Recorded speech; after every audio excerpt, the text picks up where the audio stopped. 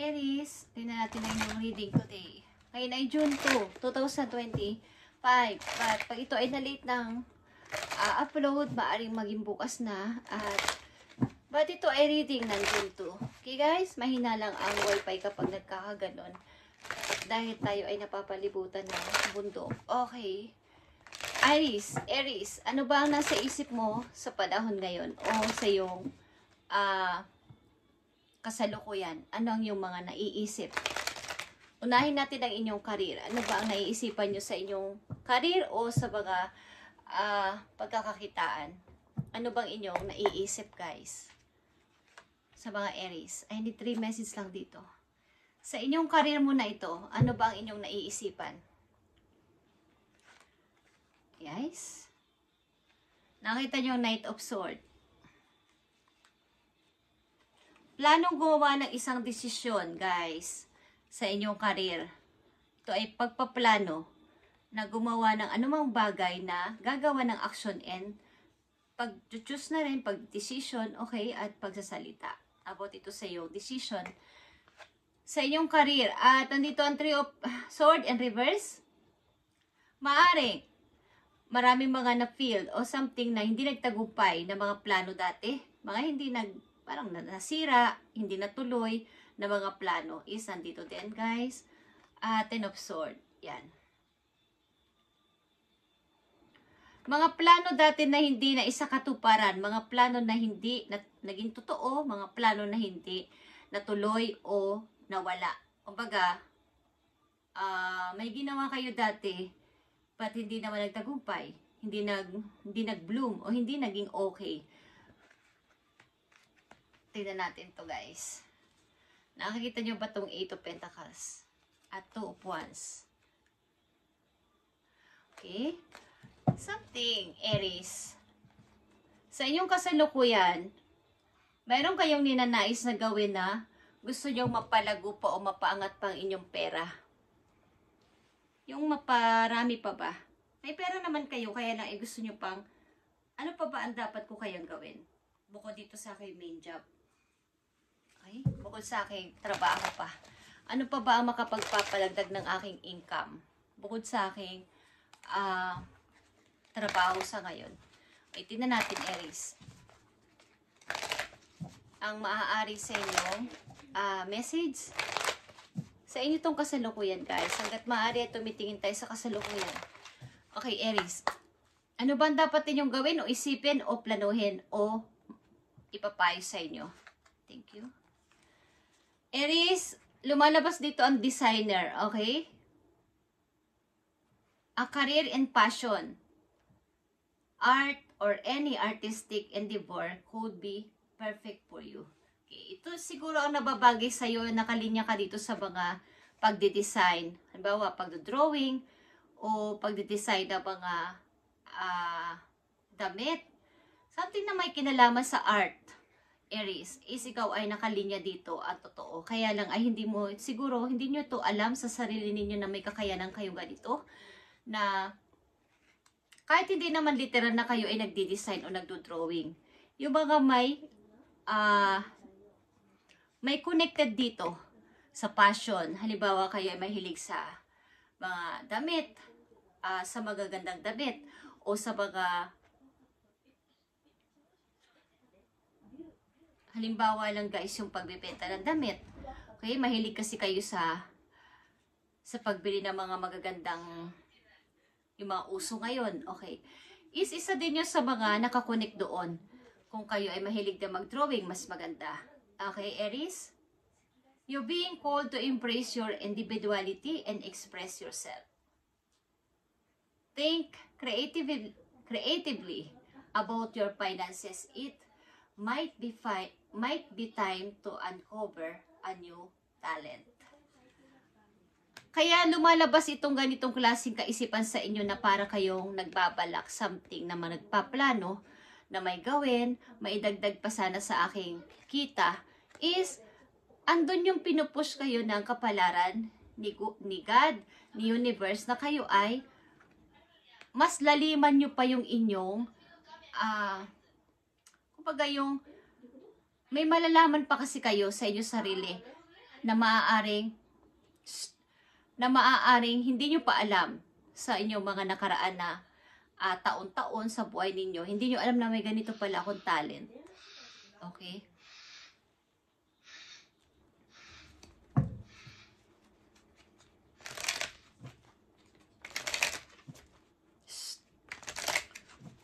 So, tingnan natin ang message pa sa'yo, Aries. Ito naman ay maaaring paalala. Ito ay para sa iyo, career. Maaaring kayo ay pinupush ng kapalaran na kaya kayo nakakaisip na ganito na pagpaplano sa pagpapaunlad pa sa inyong kaperahan bukod sa inyong main job ay hinihikayat kayo na hindi lang dito, Aries, ang iyong galing. Hindi lang dito, Aries, ang iyong kaalaman. Dapat may matuklasan ka pa sa sarili mo. Na mayroon pala akong skills na ganito. Marunong pala akong mag-drawing, marunong pala akong mag-design. Pwede pala akong mag-selling, something na may kinalaman sa passion, sa mga damit. Okay. Tingnan natin. Ang message pa for you, Aries, June 2, 2025. Ito ay number 44, guys. Nakikita nyo ba ang 8 of Pentacles? Pagdami ito ng inyong kita. Broken glass, portals, luck for long years, if near. But if distant, death of a friend. Okay. Ang ibig sabihin nito, nagpapatunay ito sa inyo na, halimbawa, biglaan, hindi nyo sinasadya. May nabasag na glass, may nabasag na baso, hindi nyo naman sinasadya. Okay? Ito ay sa inyong, ibig sabihin para sa inyo nito ay nangangahulugan ito na may swerte na paparating sa inyo na parang pangmatagalan. Okay? But para sa iba, ang meaning nito ay parang aksidente. Halimbawa ay hindi naman sa pag ito ay inyong kontrahen, okay? Baga ay parang death ng isang kaibigan is mangyayari dito, okay? O may mga hindi sinasadyang pagkabasag ng isang glass o baso, okay? Sa buhay ninyo, Aries. Tingnan natin ang message pa po you. After nito, guys, na message na to sa inyo, guys, parating pang message po you. Tingnan natin. Aries.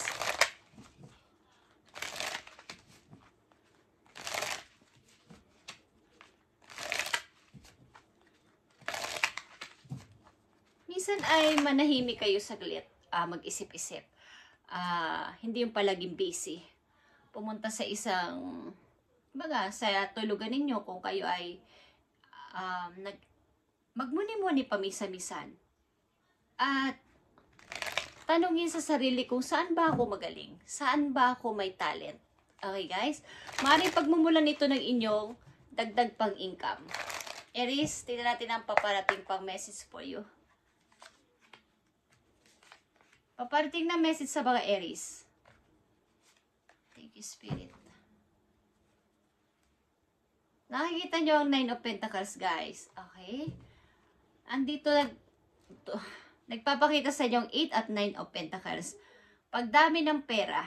Guys, 9 of Wands is here. Speaking of pagmumuni-muni, something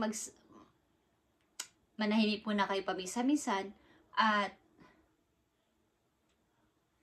kasi pag ang isang tao ay panay ang yung hindi mapakali, hindi rin nakakapag-isip-isip ng maputi, laging busy, walang pumapasok sa isip nila, syempre, na mga bagong idea.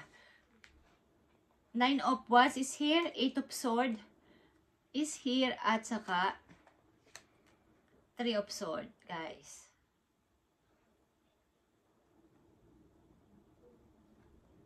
Mga paparating sa inyo, guys, na maaaring kung hindi kayo mag-iingat sa paggastos ng pera, is magkaroon kayo ng mga utang, ng mga halimbawa ay pagkakahiram sa isang. Iwasan nyo gumamit ng masihigit pa sa inyong sahod, lalo na pag kayo ay may credit card na hawak-hawak at mas marami yung inyong magagastos kesa sa sahod ninyo is baka makapanghiram kayo sa mga credit card o kaya ay magagastos kayo ng mas higit pa doon. Ang ilan sa inyo dito ay maaaring may lalayuan na mga tao muna. Saglit muna akong lalayo sa inyo. At makapag-isa muna. Gusto ko munang mapag-isa. Ilan sa inyo ay maglalakbay, guys? Baga, yung ititreat nyo ang sarili ninyo sa ibang lugar. Mamasyal muna. Mag-relax muna. Okay? Yan ang paparating na message sa inyo. Dapat muna ninyong bigyan ng kaunting pahinga ang inyong sarili after ng napakahaba ninyong pagtatrabaho sa buhay. Kung kayo ay trabaho ng trabaho sa mga arisan dito, kailangan ninyong i-relax ang sarili ninyo pamisa-misan at sabi ko nga ay makapag-isip ng sa tahimik na lugar naman. At may darating na idea sa inyong isip. Kung yan ay palagi kayong busy, wala nang space yung inyong utak para lagyan ng mga new idea. Linisin nyo ang inyong utak about dito. Okay? Mamasyal muna, mag-refresh, magtingin-tingin ng magagandang tanawin sa labas. Guys, maaring kayo ay lalayo muna sa nakakarami para dito. Para makapag-relax naman sa sarili. At gawin nyo yan kung gusto ninyo. Para kung malilinis ang inyong isip na mga dating nakatago-tago dyan na hindi na kailangan ay i-release nyo na at mapalitan ng mga bagong idea, Aries.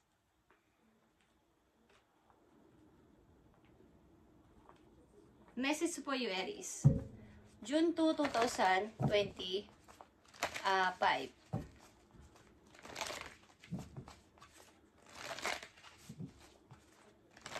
Kung kayo may mga kaibigan sa malayo, inyong kumustahin kung ano na ang kanilang kalagayan, guys. Kung kayo may mga matatalik na kaibigan, is kausapin ninyo pamisa-misan at i-text or kaya itawagan pamisa-misan.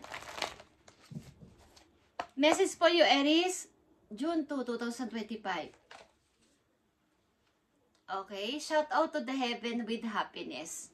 Okay.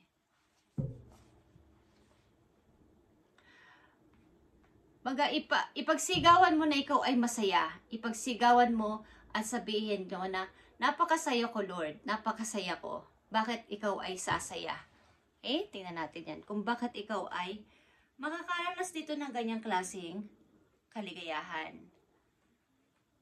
Bakit ang mga Aries ay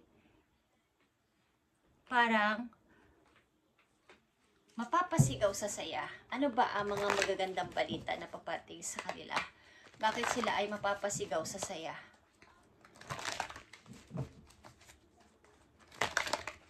Pilitin nyo munang mamasyal pamisa-misan. Kahit pag-isa kayo, i-treat nyo inyong sarili. Huwag palaging responsibilidad na lang. Dahil kayo naman ang nagtatrabaho, kailangan nyo rin naman mag-relax at i-date ang sarili, i-treat ang sarili, bigyan ng gift ang sarili, Aries. Huwag palaging, kasi ito, kasi yan, meron akong ganito, meron akong responsibilidad, meron akong dapat tapusin sa kanila. Huwag yun, guys. Okay? Bigyan ng kaukulang pansin at halaga ang sarili.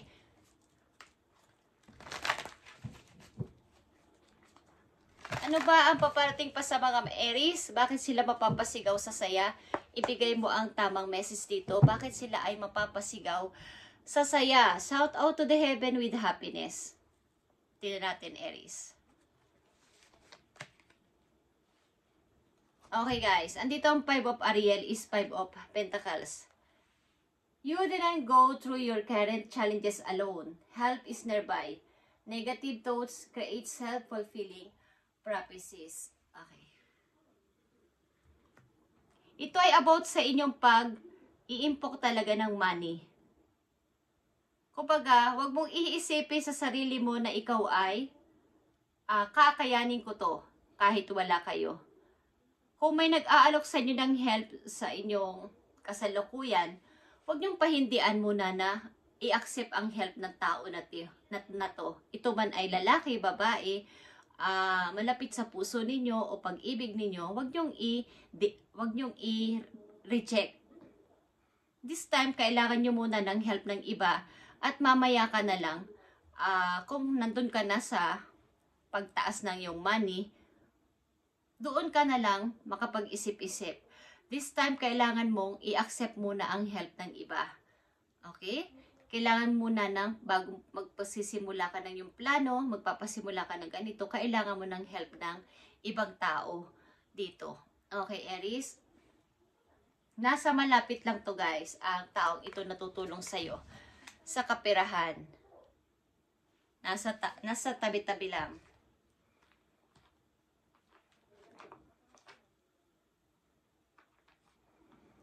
Five of Ariel is here. Five of Pentacles is here para sa mga Aries. Tingnan natin.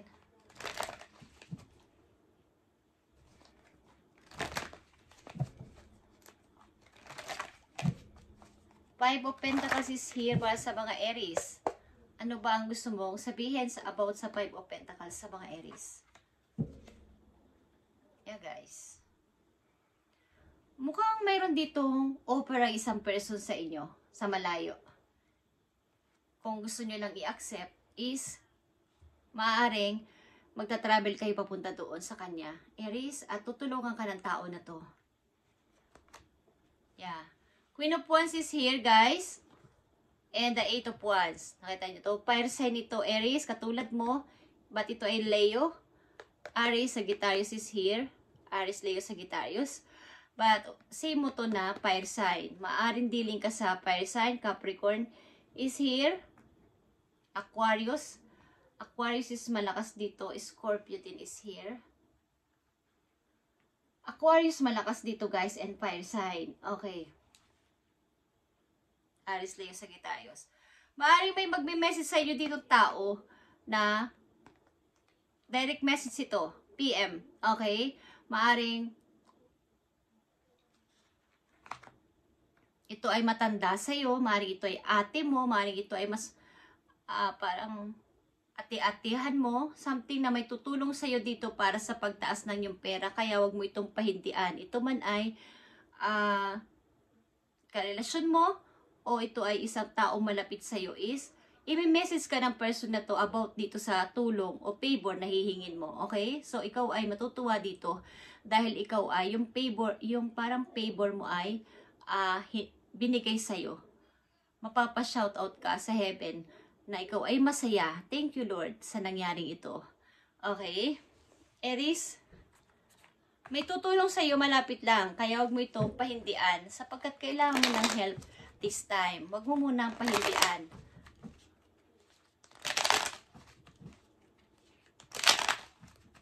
Tingnan natin ang payo sa iyo, Aries.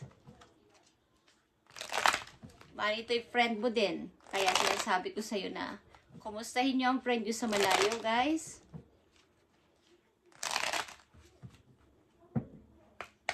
Message for you, Aries. Don't allow negative emotions to fester. If you are feeling frustrated, angry or hurt, for example, just acknowledge that instead of fighting your feelings. Go with them and work with them. Then, true healing can really begin. Kung nakakaranas kayo ng, maaring kayo na naiinis, nagagalit, i-acknowledge mo yung nararamdaman mo na to. May kagalit kang tao, o meron kang kasama ng loob na person, huwag kang nagkukuyom sa galit lang at tinitiis mo ang lahat. Kumbaga ay, kumprontahin mo kung sa mabuting paraan, sa positive ways na pamamaraan, na hindi ka naman mag-aaway, hindi ka naman magwawala, okay? Something na sabihin mo yung nararamdaman mo sa tao na to. At doon ka din, magsisimula yung paghihiling. Doon magsisimula yung matatanggal yung mga kinikimkim mo sa yung puso, kung ano man to.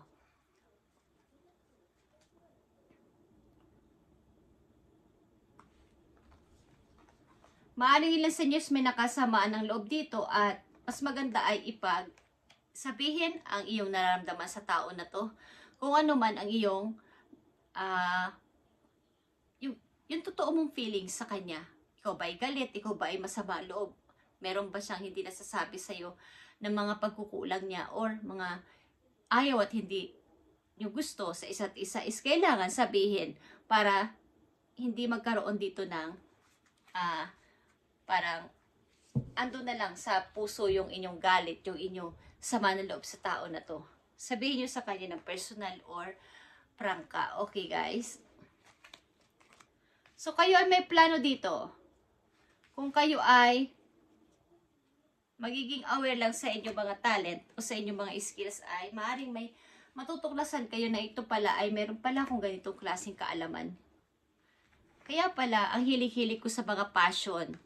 Yung pala, dito ko nakaline. Okay, na pwede pala akong magtinda ng damit o mag-design something. Is kaya pala ito yung kinakahiligan ko sa buhay ko sapagkat ito pala yung magbibigay sa akin ng source of income in the near future. Okay, Aries? Thank you and God bless. At about ito sa passion, hindi lang sa pagdi-design, hindi lang sa pagdodrawing. Okay? Thank you and God bless, Aries. At sana ay huwag kayo mag-isip-isip ng huwag nyong kung kayo nalulungkot at gusto nyo mapag-isa muna, gawin nyo muna. Mag-relax muna kayo, mamasyal, tanawin nyo, i-enjoy muna. Okay, kung kayo nasa bakasyon ngayon, kung nasa mang kayong lugar at nagbakasyon kayo, i-enjoy nyo ang inyong holiday. Tanggalin nyo muna yung realidad, okay? Tanggalin nyo muna yung realidad sa inyong buhay ng kahit ilang araw lang, okay? Kung kayo ay nasa bakasyon ngayon, is doon muna kayo mag-enjoy. Wag na muna yung mga responsibilidad kung saan-saan at kahit kanino. Okay, Aries, kailangan nyo rin naman ng pagpapahinga at pagre-relax pamisa-misan. Thank you and God bless, Aries.